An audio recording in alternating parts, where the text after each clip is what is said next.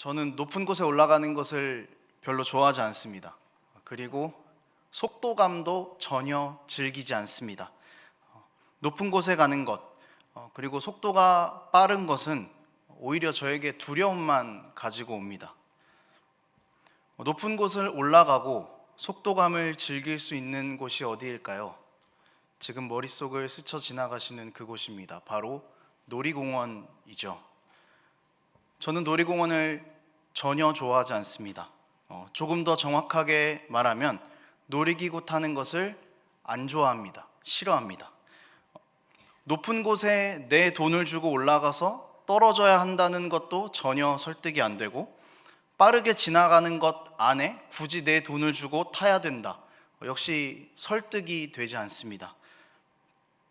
돈을 주고 공포감과 두려움을 산다라는 생각이 들 정도로 놀이공원을 별로 좋아하지 않습니다. 미취학 아동인 시절에 부모님과 함께 자연농원을 간 적이 있습니다. 굉장히 오랜만에 들으시죠? 에버랜드의 전신입니다.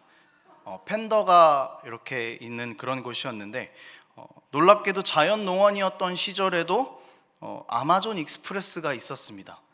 정글처럼 만들어 놓고 이제 보트를 타면서 동물들을 보는 그런 놀이기구죠. 미취학 아동이었던 저는 알 수 없는 용기가 솟아났습니다. 그래서 부모님께 그것을 타고 싶다라고 이야기를 했습니다.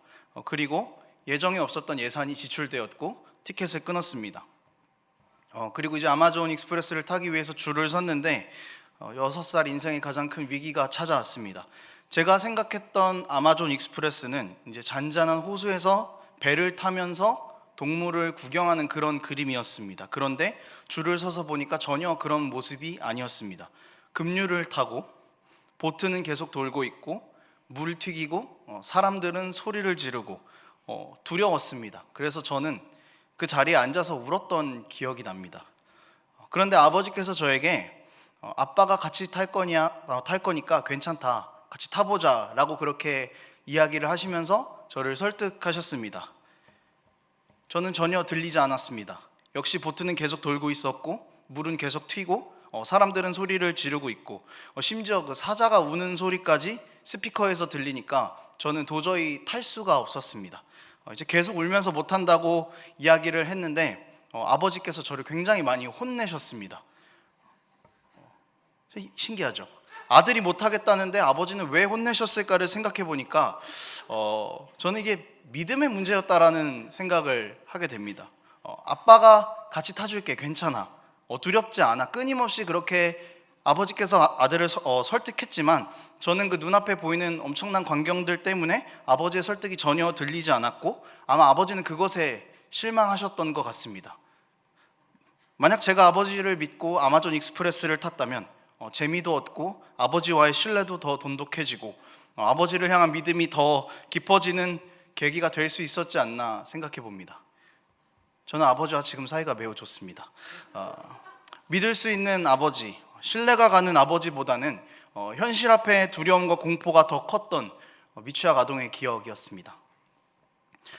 이렇게 어린 저에게 공포의 두려움을 이겨낼 수 있었던 유일한 방법이 있었다면 믿음을 주시는 아버지를 의지하는 것뿐이었죠. 저에게 신뢰하는 아버지를 의지하는 것뿐이었습니다. 지금 제가 드린 저의 이 이야기는요, 창세기를 이해하는 데 도움이 됩니다. 창세기를 볼 때 우리는 하나님이 세상을 창조하신 이야기가 담긴 성경 정도까지 보고 그치는 경우들이 많습니다. 그만큼 창세기 1장 1절의 임팩트가 크다는 이야기도 되겠죠. 창세기를 하나님이 세상을 창조하신 이야기로 보는 것은요, 전혀 틀린 것이 아닙니다. 그렇지만 성경 안에서 창세기가 말하고자 하는 모든 것을 담기에는 조금 무리가 있습니다. 창세기를 듣고 있는 대상, 이 대상은 출애굽을 한 이스라엘 백성이었습니다. 이스라엘 백성이 애굽을 떠나서 모세가 죽기 전까지 그 사이에 있었던 이스라엘 백성에게 쓰여진 책이죠. 여러분, 우리가 출애굽을 하고 있는 백성이라고 생각을 해봅시다. 그러면 어떤 생각들을 할까요? 일단 이런 생각을 먼저 할 것 같습니다. 하나님께서 구원해 주셔서 내가 애굽에서 나가는 것은 좋은데 내가 왜 애굽에서 나가야 하는가에 대한 의문을 가질 수 있게 되죠. 종살이를 하는 것은 힘든 일이었고 애굽에서 탈출하는 건 정말 좋은 일인데 우리는 왜 나가지? 이제 이런 의문을 던질 수 있다라는 거죠. 그래서 창세기는 이런 질문들에 대해서 너희가 애굽에서 구원을 받게 되는 것은 하나님의 약속에 따라서이고 너희가 약속의 땅으로 가서 죄가 주인인 땅에 하나님이 주인 되심을 드러내는 나라를 세우기 위해서 가는 것이다 라고 그렇게 창세기는 답변을 해줍니다. 또 두 번째는 하나님이 나가라고 해서 나가기는 하는데 하나님이 누구시길래 우리에게 나가라고 하는 거지? 이런 의문이 또 들 수가 있다라는 거죠. 나가라고 해서 나가는데, 약속이라고 해서 나가는데 도대체 하나님이 누구길래 우리한테 이렇게 하실까라는 그런 의문을 품을 수 있다라는 겁니다. 그래서 이런 의문을 품고 있는 이스라엘 백성에게 답변하는 것이 창세기 1장입니다. 태초에 하나님이 천지를 창조하셨다. 그러니까 너희를 나가라고 하시는 하나님은 세상을 창조하신 분이시다. 세상의 주인이 되시는 분이다. 창세기는 이렇게 답변을 하고 있죠. 그러니까 너희는 그 하나님을 믿고 나가면 되는 것이다 라는 것을 말하고 있는 겁니다. 신앙생활을 광야라고 표현합니다. 그렇다면 우리의 삶을 약속의 땅을 향해 가는 이스라엘 백성의 삶으로 대입해 볼 수 있을 것 같습니다. 오늘 함께 말씀을 나누면서 이스라엘과 함께 하겠다고 말씀하신 하나님, 그리고 우리와 여전히 함께 하시겠다고 말씀하시는 하나님이 어떤 분이신지를 깊게 나누는 시간이 되기를 원합니다. 그리고 그분께서 우리의 삶을 이끌어 가신다는 그 감사의 고백과 확신의 고백이 있는 시간이 되기를 원합니다.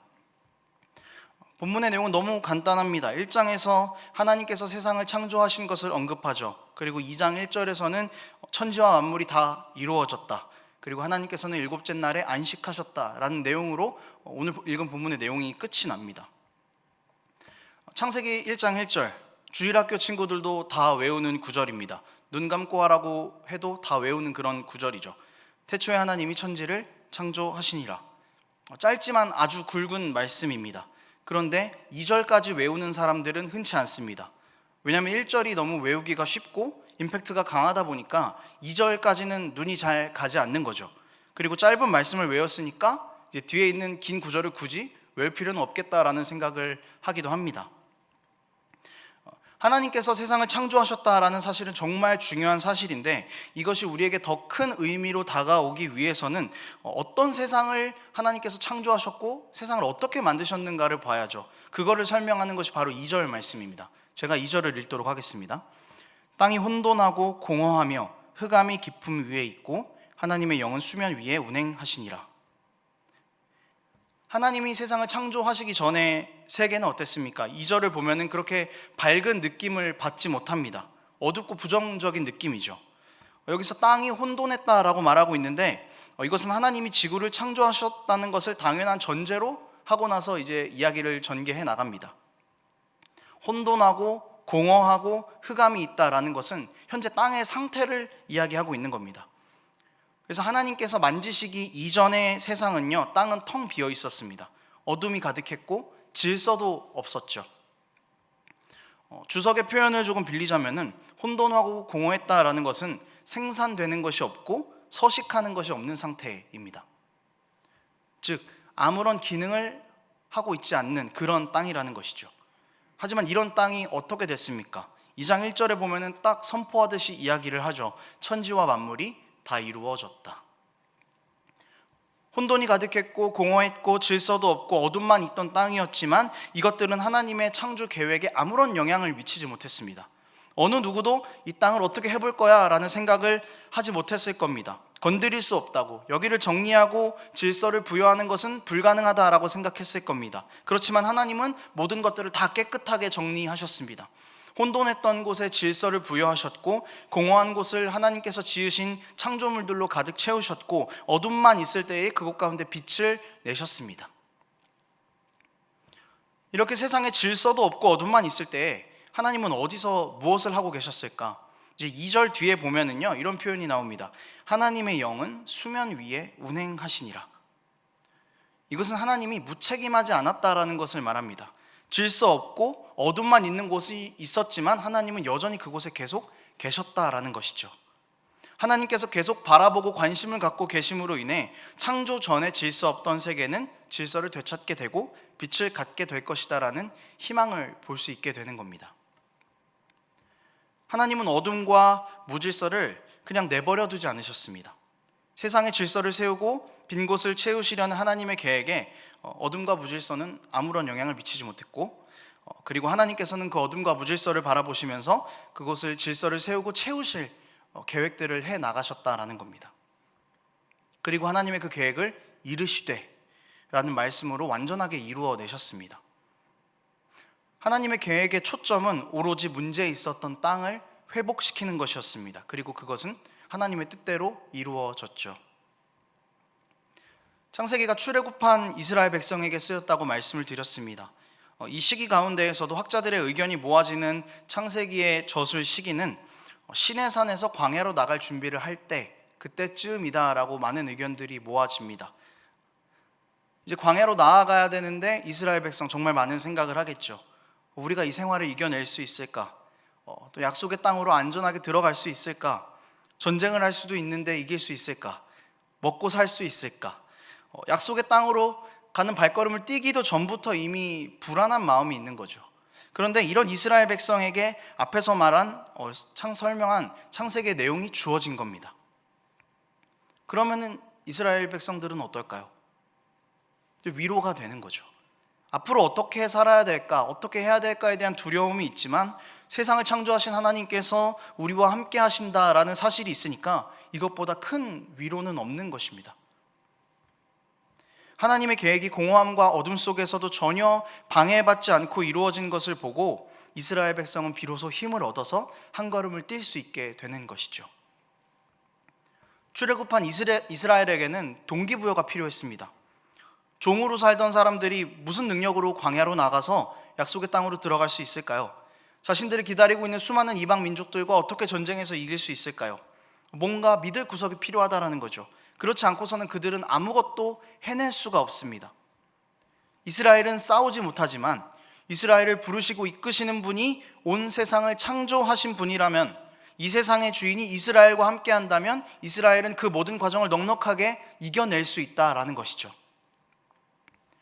여러분, 창조는요, 우리의 구원을 상징적으로 보여주는 하나님의 방법입니다. 그렇기 때문에 창세기는 하나님 나라의 건설의 계획이라는 구원의 측면에서 이스라엘 백성에게 적용할 수 있습니다. 에덴을 회복해 나가는 과정을 이스라엘에게 부여하셨다라는 거죠. 하나님 나라는 에덴이라는 땅에서 시작했습니다. 1장에서 하나님의 초점은 철저하게 하나님 나라의 건설에 맞추어져 있었죠. 세상의 질서와 채움에 있었습니다. 하나님께서 이스라엘 백성을 약속의 땅으로 역시 보내시는 이유도 파괴된 에덴에서의 하나님 나라를 회복시키시기 위한 땅을 준비하기 위함이었습니다. 그렇기 때문에 이스라엘을 바라보시는 하나님의 초점도 역시 하나님이 약속하신 약속의 땅으로 선택한 백성을 기어이 보내시는 데 있다라는 거죠. 그렇게 하나님의 계획을 이루시고 선택하신 백성을 통하여 하나님을 모르는 땅이 하나님을 알게 하고, 우상을 섬기는 땅이 하나님을 섬기는 땅이 되게 하고, 더 나아가서 온 세상이 하나님을 섬기는 땅이 되도록 이스라엘 백성을 사용하시는 것, 그것이 바로 하나님의 계획의 초점이었다라는 거죠. 그렇기 때문에 이스라엘 백성은 이 창조를 통한 하나님의 계획의 절대적임과 신실하심을 바라보면서 이것을 의지해서 담담하게 약속의 땅으로 갈 수 있게 된 것입니다. 여러분, 우리는 모두가 하나님의 계획 안에서 살아가고 있는 사람들입니다. 하나님의 계획은 너무 뚜렷합니다. 뚜렷함이 이 창조의 모습에서 드러나는 것을 확인했죠. 창조는 하나님의 계획이 변함없다라는 사실을 우리 마음속에 깊숙이 각인시켜줍니다. 그래서 창조주이신 하나님을 믿는다라는 것은 하나님의 계획이 변함이 없다라는 것을 믿는 것이고, 우리가 그 계획 안에 있을 때 안전하다라는 것을 믿는 것입니다. 우리의 삶이, 우리의 믿음이, 우리의 신앙이 하나님의 계획 안에서 안전하다라는 것입니다. 하나님께서 꿈꾸시는 하나님 나라에 대한 계획은 완성되었습니다. 우리는 그것을 창조의 모습을 통해서 볼 수 있죠. 2장 3절에 보면 이렇게 나와 있는데요, 제가 읽어드리겠습니다. 하나님이 그 일곱째 날을 복되게 하사 거룩하게 하셨으니 이는 하나님이 그 창조하시며 만드시던 모든 일을 마치시고 그날에 안식하셨음이니라. 하나님께서 세상의 모든 것을 바로 잡으시고 안식하셨다라고 말하고 있습니다. 창세기를 거치면서 하루하루 창조하실 때마다 안식하셨다라는 구절은 없습니다. 그러나 모든 것을 완전하게 6일 동안 창조하시고 7일째에는 안식하셨다라고 나와 있습니다. 끝났다는 거죠. 하나님의 계획이 완전하게 이루어졌다라는 것입니다. 우리는 이것을 보고 우리의 신앙으로 끌고 들어올 수 있어야 됩니다. 하나님께서 세상을 창조하시고 안식하셨다. 다 이루어졌다. 그렇게 창조 때에 일하신 하나님이 우리의 구원을 책임지시고 우리의 삶을 책임지신다라는 겁니다. 여러분, 하나님께서는요 이미 우리 삶을 바라보시면서 안식하고 계십니다. 우리만 안식하지 못할 뿐이죠. 하나님의 시간 속에서 우리 구원의 계획들은 이미 다 끝난 이야기입니다. 다만 우리의 연약함들로 인해서 그거를 의심하고 있을 뿐이라는 것이죠. 창조 전에 세상을 표현했던 단어들을 보면은요 어쩌면 우리 삶을 표현하고 있는 단어들인지도 모르겠습니다. 혼돈하고 공허하고 흑암이 깊고, 우리의 삶이 혼돈하고 우리의 삶이 공허하고 우리의 삶이 흑암이 깊고 벗어날 수 없을 것 같고 또 앞으로 한 발 내딛는 것이 두렵기만 한 우리의 삶입니다. 삶에서 겪는 크고 작은 혼돈, 공허함들 때문에 하나님을 불신하는 모습, 믿음을 저버리는 모습, 또 이런 모습들은 어떻게 보면 광야에 던져진 이스라엘의 모습과도 너무나 흡사합니다. 그런데 여러분, 우리가 분명하게 기억할 것은 창조를 통해서 이스라엘을 위로하셨던 하나님께서 오늘 우리를 동일하게 위로하고 계신다라는 사실입니다. 창조를 통해서 의심했던 이스라엘의 모든 의심을 뒤집으신 하나님께서 오늘 우리의 모든 의심을 뒤집으실 것입니다. 혼돈이 가득하고 공허하고 빛도 없던 세상을 하나님의 계획으로 질서를 부여하신 것처럼 오늘 우리의 혼돈한 삶에도 하나님께서 질서를 부여하실 것입니다. 수많은 강한 이방 민족들이 있었고 먹을 것도 없는 광야였고 심지어 거기서 불순종한 이스라엘이었지만 기어이 끌고 가셔서 약속의 땅으로 밀어넣으신 하나님의 구원 계획이 오늘 우리 가운데도 유효하다라는 것을 기억했으면 좋겠습니다. 하나님께서는 구원에 참여시키신 백성을 절대로 버리지 않으십니다. 이것이 우리에게 위로가 되는 것이죠. 결국 성경이 창조를 통해서 말하고 있는 것은 좀 우리에게 적용해보자면 위로가 어디 있는가를 말해주는 것 같습니다. 우리 삶의 수많은 문제들 가운데에서 무엇을 의지해야 할지가 오늘 본문에 담겨 있습니다. 광야에서 엄청난 문제 앞에 직면했던 이스라엘에게는요 어떤 것도 위로가 될 수 없었습니다. 배고프다고 목마르다고 했던 문제도 하나님이 없으면 해결할 수 없었죠. 전쟁에서 이겨야 하는 문제도 하나님이 없으면 해결할 수가 없었습니다. 이스라엘이 문제들을 해결할 수 있던 유일한 방법, 참된 방법의 위로는 결국 하나님으로부터 오는 것들이었습니다. 하나님만이 우리의 참된 위로가 되십니다. 변하지 않는 구원의 계획을 우리에게 품으시고 변하지 않는 하나님만이 우리에게 참된 위로가 되십니다. 우리가 하나님 외에 의지하려고 했던 수많은 것들을 생각해 보십시오.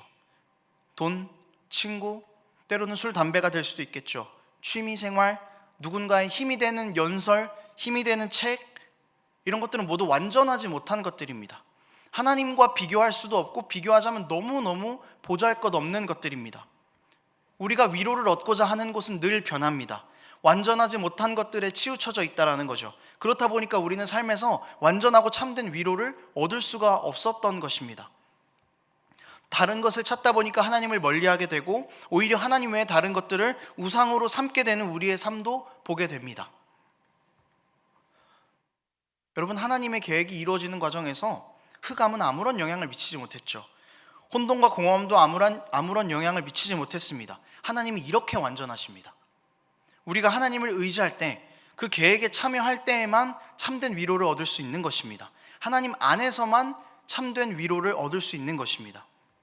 성경이 이렇게나 대단하게 하나님을 설명해주고 있습니다. 천지를 창조하신 하나님, 모든 혼란을 질서 있게 정리하시고 어둠 가운데서 빛을 내신 하나님, 그것을 완전한 계획 안에서 성취하신 하나님이 너의 주인이라고, 너의 하나님이라고, 우리와 함께 하신다고, 우리의 주인이라고 그렇게 성경은 이야기하고 있습니다.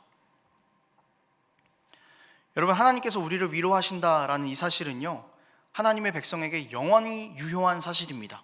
가장 중요한 사실이기도 하죠. 조금 더 우리 신앙적인 관점에서 살펴봤으면 좋겠습니다. 창조는 하나님 나라의 시작이라고 말씀드렸죠. 그리고 약속의 땅으로 들어가는 것은 무너진 하나님 나라의 회복을 향해서 가는 과정이다라고 이야기를 드렸습니다. 이것과 마찬가지로 지금 우리에게 주어진 것도 역시 하나님 나라의 회복을 향해서 달려가는 과정입니다. 우리는 그 가운데 부르심을 받은 사람들이죠. 우리의 모든 삶은요, 예수를 믿는다라고 말하면은 예수를 믿는다고 말하는 신앙적 가치관과 늘 맞닿아 있어야만 합니다. 그리고 그 신앙적 가치관은 우리가 세상으로 나갔을 때 부딪히게 됩니다. 성경에선 맞다고 이야기합니다. 그런데 세상에선 아니라고 하죠. 성경의 방법으로 세상을 이겨내는 것이 너무너무 힘듭니다.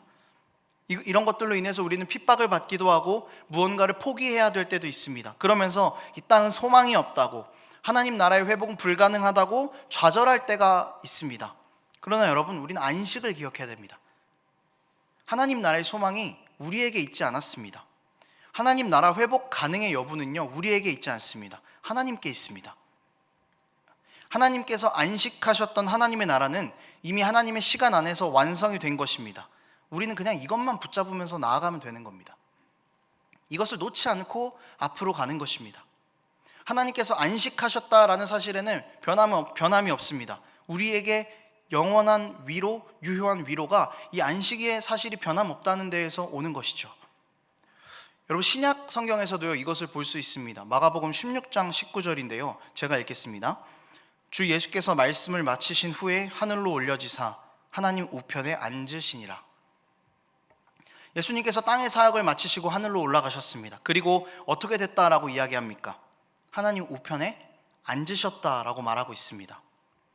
창조 사역을 다 이루신 후에 안식하신 하나님의 모습이 예수님이 하나님 우편에 앉으신 모습과 상당히 비슷하죠. 제자들에게 너희가 가서 하나님의 나라의 가치를 전하고 하나님 나라를 전하면서 살아라라고 말씀하시고 예수님은 하늘로 올라가서 앉으셨습니다. 그리고 우리를 위해 중보하십니다. 우리가 믿음을 잃지 않도록 완성된 하나님 나라에 대한 굳은 믿음을 가질 수 있도록 우리를 위해서 기도하고 계십니다. 앉으셨다라는 거, 끝났다라는 겁니다. 예수님께서 하셔야 할 모든 영적 전쟁들이 끝났으니 이제 우리는 가서 하나님의 나라를 전하되 내가 다시 올 때까지 그 완전한 하나님 나라를 소망하면서 살아라. 대신 내가 너희를 위해서 계속 중보할게. 내가 너희와 늘 함께 있을게. 그렇게 성령 하나님께서 우리 안에 계시죠. 마치 창조 때 혼란한 세상에서 하나님의 영이 수면에서 운행했던 것처럼 이렇듯 우리와 늘 함께 하시는 하나님의 위로는요, 영원하고 또 유효합니다. 그러니까 여러분, 우리는 낙담할 필요가 없습니다. 신앙적인 삶을 살아가면서 낙담하고 있다면, 그것들 때문에 우리 삶에서 치열하게 고민하고 있다면 잘 싸우고 있는 겁니다. 잘 가고 있는 거죠. 우리가 신앙적인 삶을 살아가려고 발버둥 치면 발버둥 칠수록 세상의 방법들은 우리를 잡을 겁니다. 그때마다 기억합시다. 세상을 창조하신 하나님이 나의 하나님이시다. 모든 혼란을 잠재우시고 하나님의 나라를 만드신 분이 내 주인이시다. 그렇게 일하셨던 하나님이 나를 떠나지 않으시고 함께 하신다라는 이 사실을 기억하면서 오늘도 한 걸음 한 걸음 믿음의 걸음을 걸어가는 우리 삶이 되기를 원합니다. 말씀을 정리하겠습니다. 창조의 이 본문을 통해서 하나님께서 우리에게 들려주시고 싶으셨던 이야기, 안심하라는 하나님의 위로였습니다. 어떤 어려움에 있어도, 어떤 혼란에 있어도 세상을 만든 내가 너희와 함께한다는 하나님의 우리를 향하신 사랑입니다. 그러니 여러분, 안심하고 계속 믿음의 길을 걸어갑시다. 하나님께서 우리 편이시니 우리가 두려워할 것이 없습니다. 하나님이 우리 편이시니 우리가 흔들릴 필요가 없습니다. 중요한 것은 우리에게 말씀하시는 하나님을 붙잡는 겁니다. 우리 앞에 보이지 않아도 하나님의 나라는 이미 하나님의 시간 안에서 이루어졌습니다. 그 계획 안에서 하나님을 신뢰하면서 한 걸음 한 걸음 믿음의 싸움을 싸워나가고 하나님 안에서만 참된 위로를 얻는 우리의 삶이 되기를 원합니다. 함께 찬양하고 기도하겠습니다.